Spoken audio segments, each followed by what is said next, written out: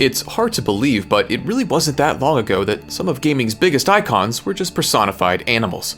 Characters like Sonic, Spyro, and Crash Bandicoot represented video games, leading many to associate the medium with a younger audience. Back in the day, that was mostly true, with children en masse eager to take control of the next platforming mascot.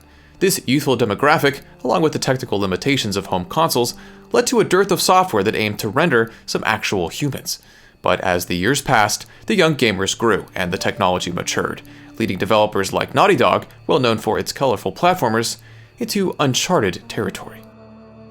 I am here off the coast of Panama, where we just recovered what we believe to be the coffin of legendary explorer Sir Francis Drake, who was buried at sea over 400 years ago.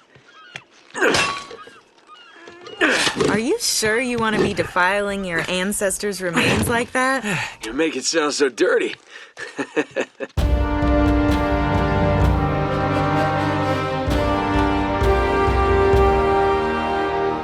In 2007, Naughty Dog emerged with its first new IP since 2001's Jak and Daxter. Uncharted: Drake's Fortune was a bold new step for the developer and its most mature game to date. Gone are the bandicoots and otzels, replaced with real humans and real stakes. In both story and gameplay, Uncharted looks to fill an Indiana Jones-shaped hole in the video game industry. The consensus seems to be that Naughty Dog succeeded, but can this action-filled adventure withstand the trials of modern scrutiny? Drake discovered something on that voyage, Sully. Something so secret and so valuable, they couldn't risk it getting out. All right, Nate, just pretend for a minute that I don't really care about any of that stuff and cut to the chase, would you? You are Nathan Drake, the ever-charismatic treasure hunter, constantly in search of his next great find. Drake's fortune finds him on the trail of El Dorado, the supposed golden city that would surely guarantee fortune to whomever's lucky enough to find it. Joining Nate on his escapades is Elena Fisher, a scrappy reporter looking to get some publicity out of the journey, and Victor Sully Sullivan, a debt-ridden mentor of Nate's. Unsurprisingly, there are also some villainous forces vying for El Dorado, but while they provide the all-important narrative thrust, they're forgettable, and at times, almost as cartoonish as Naughty Dog's previous works. I find it hard to believe that one man could wipe out your entire crew. It's not just Drake, goddammit! Uncharted places its true emphasis on its trio of protagonists, and it's all the better for it. Nathan Drake is an immensely likable hero, managing to carve out a niche distinct from his whip-wielding contemporaries. He's snarky, but never veers too far into annoying territory. His identifying trait could have been an unrelenting thirst for riches, but instead, it's his lighthearted nature and concern for the people around him. He wants to find the treasure as much as anyone, but it always feels like Drake is foundationally motivated by fascination, not fortune. The moment-to-moment narrative isn't really that remarkable. You've likely seen the same general permutation of events in a number of summer blockbusters before this, but it's important to contextualize the story in the realm of video games. Sure, much of this is old hat for a movie, but back in 2007, game narratives were often placed on the back burner, ranked with less importance than gameplay and design. Now, I'd concur with that hierarchy, but Uncharted, along with some other titles of this era, was beginning to show that you could have the best of both worlds. Development studios employing dedicated writers grew more commonplace, ushering out the days of programmers on double duty writing prose. There are dozens and dozens of video games with great stories that predate Uncharted. I want to make that very clear, but Drake's Fortune, thanks to the quick-witted script of Amy Hennig, Neil Druckmann, and Josh Scher, helps bridge the gap between narrative and gameplay. We're 400 years late for this party. So the trail's cold. Yeah, it looks that way. Son of a bitch. Unless Unless what? we follow the tracks.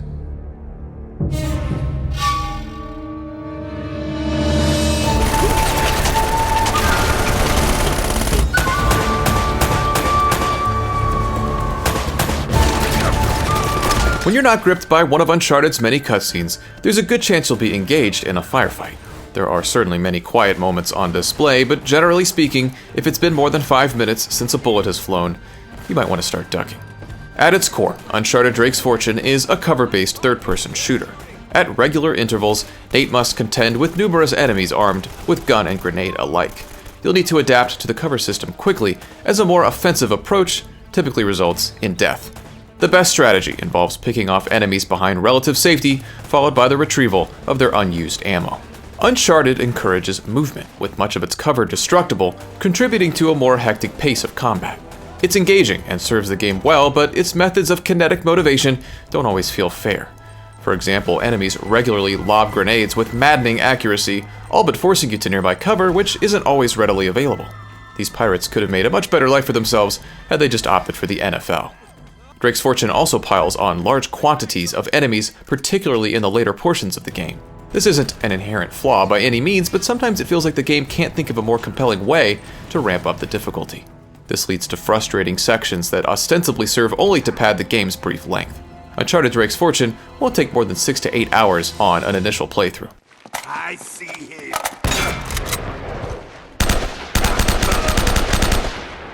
Despite serving as the main course, combat isn't the only dish Uncharted offers. Traversal is another core mechanic, with Drake's laughably impressive upper body strength on full display.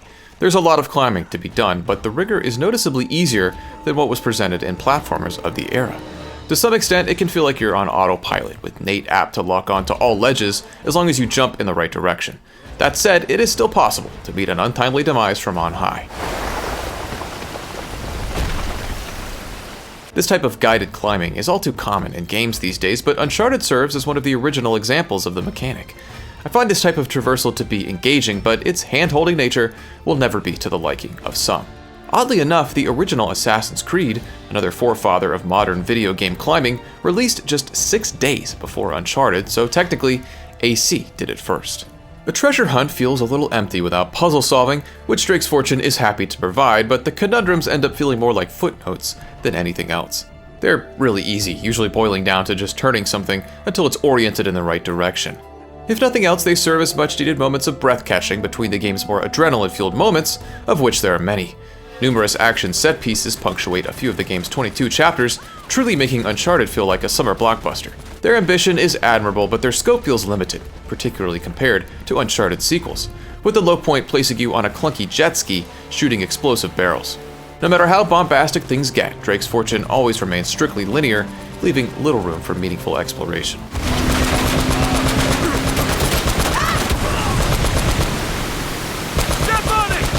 All of these elements come together to form the general gameplay loop of Uncharted. You shoot some bad guys, you turn some statues, you climb a structure, rinse and repeat. This description is a bit reductive, but it's accurate and honestly applies to most Naughty Dog games. The surrounding elements of this structure are what make the studio's games so great, but a lot of those elements are absent here, most notably the typically top-notch level design, which just isn't up to par. It's by no means bad, let me make that clear, but it fails to fully immerse the player in this unforgiving island. Most of the environments look nice, but feel more like video game levels than actual places. The portions of the game where combat takes place often feel like arenas, designed specifically for the shootouts, which they of course are, but Uncharted fails to mask that, as well as its successors.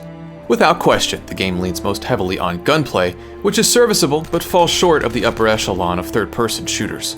I'm sure it compared more favorably back in 2007, but relative to the modern entries of the genre, it struggles to compete. Weapons lack weight, feeling a bit more like airsoft guns than lethal armaments. Taking out enemies is still enjoyable regardless, although they're often able to withstand a bit more lead than what feels realistic. By the last act, combat encounters felt a bit laborious, instead of something that I actively looked forward to, which is especially problematic given just how often firefights ensue. This could help.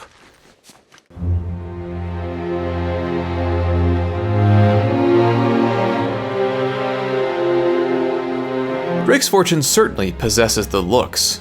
Yes, the game clearly looks dated in 2024, but keep in mind that Uncharted originally released over 16 years ago. For its time, it was a stunner and quickly became one of the best ways to show off the arcane PS3 hardware. It's unfortunate then that the environmental variety is limited, relegated mostly to a single island. There's only so much you can do within those confines, but Naughty Dog manages to do just about all of them. Facial animation also deserves special praise, which again looks dated now, although the vocal performances from the main cast haven't aged a day. Nolan North is now a household name in the industry, and it's largely thanks to his role as Nathan Drake.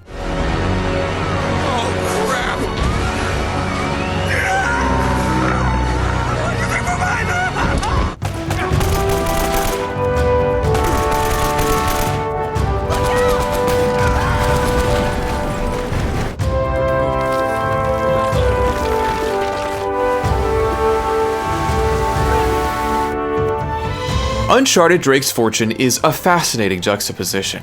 Viewed through the lens of 2007, it's a forward-thinking trendsetter, making many of its contemporaries look dated by comparison. Today, the game shows age of its own, as virtually all of its individual components have been improved upon vastly. This is, of course, to be expected for a game this old, and it's a testament to Uncharted's baseline quality that so many of its elements have been incorporated into future releases. It's a game ultimately analogous to the treasure Nate seeks, shiny and valuable, but a bit covered in the dust of time. Eyes ahead, don't look down. To a hooker.